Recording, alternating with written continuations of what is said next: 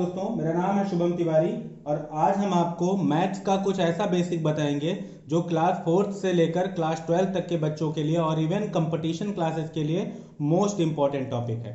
300 subscriber होने की खुशी में मैंने अपनी पिछली वीडियो का जो नेक्स्ट पार्ट है वो रोक दिया है, वो कल जो है अपलोड किया जाएगा और ये जो है बेसिक बताया जा रहा है। आप सभी का धन्यवाद। आप लोग ऐसे ही वीडियो को शेयर करते रहें, लाइक करें, सब्सक्राइब करें। तो √3 लिखा होता है। √3 में यहां पर कुछ तो नहीं लिखा है ना, तो इसका मतलब है हम लोग यहां पर अपने आप एज्यूम करते हैं कि 1/2 लिखा है। अगर हम यहीं पर लिख लें 5 और यहां पर लिख लें 3 तो इसका मतलब है कि स्क्वायर रूट की पावर यहां पर कितनी है, 3। यानी कि हम इसको लिखेंगे क्या, 5 की पावर 1/3। अगर 7 लिखा होता तो 1/7 लिखते। अब हम आपको बताते हैं कि स्क्वायर रूट को ऐड कैसे किया जाएगा। अगर आपके पास लिखा है 3√2 और प्लस 5√2 तो इसका मतलब यह है कि 5 और 3 ऐड हो जाएंगे और आ जाएगा 8√2। अगर आपके पास लिखा है √3 प्लस √2 की जो वैल्यू होती है वो होती है 1.732 और जो √2 की वैल्यू होती है वो होती है 1.414। ठीक है, बात यह है कि यहाँ पर स्क्वायर रूट में अलग चीज लिखी है, यहाँ पर अलग चीज लिखी है, तो इनको ऐसे डायरेक्ट ऐड नहीं किया जा सकता, इनकी वैल्यू निकाल कर ही इनको ऐड किया जाएगा। अब हम लोग करते हैं सब्सट्रैक्ट। तो सब्सट्रैक्ट भी ऐड की तरह ही फॉलो होता है। अगर आपके पास लिखा है 5√3 और यहाँ पे लिखा है 4√3 तो 5 में से 4 गया, कितना बचा 1, तो 1 लिखा नहीं जाता कभी, तो हम बस केवल √3 लिख देते हैं। अब अगर हम बात करें डिवीजन की, तो डिवीजन कैसे किया जाता है देखिए। अगर आपके पास लिखा है 5√2 और नीचे लिखा है 6√2 तो √2 कैंसिल हो जाएगा, आपके पास बचेगा 5/6। अगर यही एग्जांपल मैं आपको एक और दूं, अगर आपके पास लिखा है 4√3 और यहां पर लिखा हुआ है 5√2, ठीक है, तो कोई डिवीजन इनका नहीं हो सकता। अब हमको लिखना क्या पड़ेगा, 4/5 और एक बड़ा सा स्क्वायर रूट लगाना पड़ेगा, उसके अंदर लिखना पड़ेगा 3/2।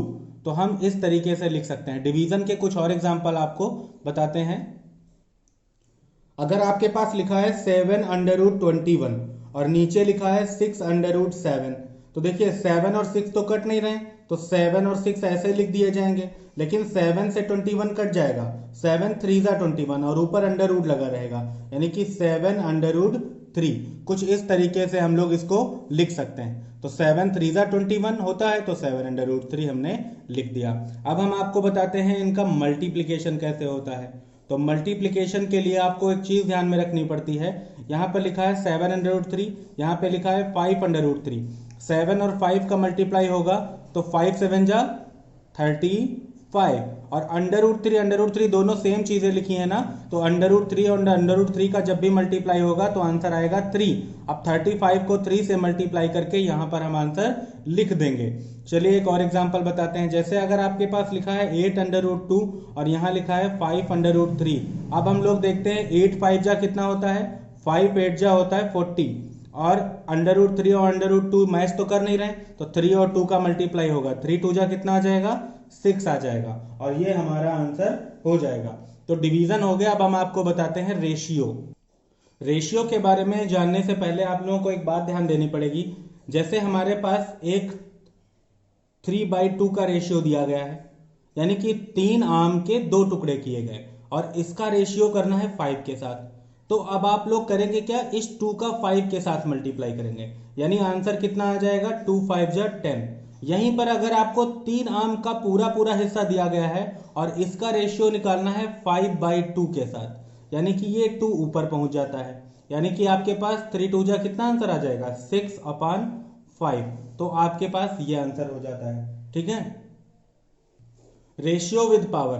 अगर आपके पास लिखा है 3/2 की पावर 5 और मल्टीप्लाई का साइन 4/5 की पावर, यहां पर भी 5 लिखा है, तो देखिए बेस इसको बोलते हैं, इसको पावर बोलते हैं। दोनों जगह पावर सेम है ना, तो जब पावर सेम होती हैं तो हम लोग अंदर अंदर का मल्टीप्लाई कर लेते हैं, यानी कि 3 का मल्टीप्लाई 4 के साथ और 2 का मल्टीप्लाई 5 के साथ और ओवरऑल पावर दे देते हैं 5, यानी कि 2 को अगर 4 से कैंसिल करते हैं तो 2 2 जा 4, यानी कि 3 2 जा आपके पास आ जाएगा 6/5 और इसकी पावर कितनी हो जाएगी, 5 हो जाएगी। यहीं पर अगर आपके पास लिखा है 4/3 की पावर 2 और यहाँ पर लिखा है 4/3 की पावर 3, तो देखिए बेस दोनों में सेम है ना, तो जब बेस सेम होता है तो पावर ऐड हो जाती है, यानी कि 2 और 3 ऐड होकर कितना हो जाएगा 5। आपके पास आंसर आ जाएगा 4/3 की पावर 5। अगर यहीं पे माइनस में दिया हो कुछ, जैसे 4/3 की पावर 3 दे दिया गया, मल्टीप्लाई का साइन 4/3 की पावर मान लेते हैं -1 दे दिया गया। अब पावर तो ऐड होनी ही है, ऐड का मतलब होता है कि साइन के साथ, जैसा जिसका साइन वैसा नोट कर लेते हैं। यहाँ -1 लिखा है, -1 लिख लेते हैं, यानी कि 4/3 की पावर 3 में से 1 गया, कितना बचा आपके पास 2 बच जाता है, और ये हमारा आंसर हो जाता है। अभी अगर आपके पास एक क्वेश्चन लिखा है, जैसे लिखा हो 4/3 की पावर 5 और डिवाइडेड बाई 4/3 की पावर 2 दिया गया हो मान लो, तो 4/3 की पावर 5, जब भी कोई चीज नीचे से ऊपर यानी डिवाइड से ऊपर की तरफ आती है तो पावर हो जाती है माइनस में, अगर प्लस में है तो प्लस का 2 है, आएगा काहे का हो जाएगा माइनस का 2। अब देखिए बेस दोनों में सेम है 4/3, तो 5 में से 2 को हम लोग क्या कर लेंगे सब्सट्रैक्ट कर लेंगे, और आंसर आ जाएगा 4/3 की पावर 5 में से 2 गया, कितना बचा 3 बच जाता है आपके पास। इसी तरीके से अगर आपके पास एक क्वेश्चन लिखा हो, जैसे लिखा है 4/3 की पावर 2, अगर हमें इसे पलटना है, ऊपर नीचे करना है, तो 3 को ऊपर कर लेते हैं, 4 को नीचे कर लेते हैं, और पावर प्लस का 2 है काहे हो जाएगी माइनस का 2। एक और एग्जांपल बताते हैं, जैसे 5/4 लिखा है और इसकी पावर -3 दिया है, तो हमारा सबसे पहला काम यही होना चाहिए इस माइनस को हटाना, और इस माइनस को हटाना बहुत आसान है। 4 को ऊपर और 5 को नीचे कर दीजिए, और पावर काहे की हो जाएगी प्लस की हो जाएगी, और हमारा आंसर आ जाएगा। यहीं पे हमारे पास एक क्वेश्चन जैसे लिखा हो 4/3 और उसकी पावर 2 और उसकी पावर 3 और उसकी पावर 5, तो देखिए पावर की पावर की पावर पावर पावर लगी हुई है इसमें, तो 4/3 की पावर यहाँ 2, 3 और 5 दोनों का मल्टीप्लाई हो जाता है, सॉरी तीनों का मल्टीप्लाई हो जाता है। 4/3, 2 3 जा 6, 6 5 जा 30, ये हमारे पास आंसर आसानी से आ जाता है। बहुत सारे बच्चे हैं, अगर यहाँ पर ऐसे लिख दिया जाए x और यहाँ पर लिख दिया जाए 5, तो परेशान हो जाते हैं कि आखिर इसको सॉल्व कैसे करें हम लोग। तो देखिए x की पावर यहाँ पर कितनी है 1/4 और यहाँ पर क्या लिखा है 5। जब भी पावर एक तरफ से दूसरी तरफ जाती है तो वो पलट जाती है, मतलब 1/4 का हो जाएगा 4/1, जबकि 1 लिखा नहीं जाता, तो आपके पास आंसर कितना आ जाएगा 5 की पावर 4 आपका आंसर हो जाता है। ठीक है, अब हम बात करेंगे एडिटिव इनवर्स की। एडिटिव इनवर्स का मतलब होता है कि अगर आपके पास लिखा है +3, तो +3 का एडिटिव इनवर्स कितना होगा -3। अब 0, तो 0 ना तो प्लस का है ना तो माइनस का है। अगर कुछ लोग कहते हैं कि ऐसा कैसे, तो 0 चलो मानते हैं 0 प्लस का है, तो उसका जो आंसर आएगा वो आएगा 0। ये हम 0 मान लेते हैं माइनस का, 0 के पहले कोई भी साइन लिखा नहीं जाता है। अगर आपके पास लिखा है 1/2, तो इसका जो आंसर आएगा वो हो जाएगा -1/2, कुछ इस तरीके से।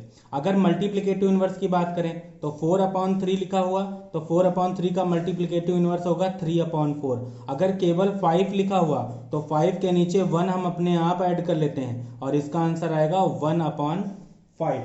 तो कुछ इस तरीके से आंसर आपका आ जाता है। बहुत सारे बच्चे, छोटे बच्चे 4 से लेके 8 तक कंफ्यूज हो जाते हैं कि अगर 4/3 लिखा है, मान लो यहाँ माइनस लगा है, तो क्या अगले बार हम इसको यहाँ लगा सकते हैं? बिल्कुल लगा सकते हैं, नीचे माइनस लगा हो चाहे ऊपर माइनस लगा हो, माइनस आप कहीं पर भी यूज कर सकते हैं। तो आशा करता हूँ आपको ये वीडियो पसंद आई होगी। अगर इस तरीके के कुछ छोटे छोटे बेसिक्स जो नर्सरी से लेके 4th क्लास से लेके 12th क्लास तक यूज होते हैं और इवन कंपटीशन क्लासेस में भी यूज किए जाते हैं, तो आप हमें बताइएगा, मैं इस तरीके की और वीडियो बना के आपको दूंगा। ठीक है, तो अगर आपको ये वीडियो पसंद आई है तो आप कमेंट करके जरूर बताएं, चैनल को शेयर जरूर करें। धन्यवाद। जय हिंद, जय भारत।